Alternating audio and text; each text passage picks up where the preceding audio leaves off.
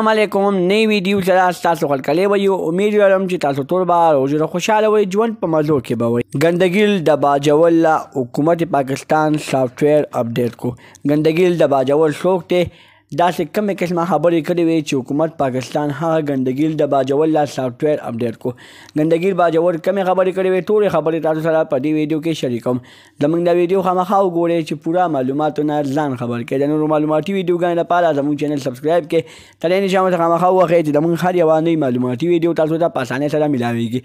تېره ورځ سوشل میډیا په مخه باندې یو ویډیو ډېره زیاته تیزۍ سره وایرل شوې وه چې په هغې کې یو تن داسې قسمه خبرې کوي چې زه ګندګیل د باجور د اسسټنټ کمشنر د ډي اس پي ایس ایچ او حکومت پاکستان د ښځې ته یې کنځلې کړې وې د هغې میندو خویندو ته یې کنځلې کړې وې د هغه میندو خویندو ښځو کنځلو نه بعد حکومت پاکستان سهار وختي په ده باندې ایکشن واخیستو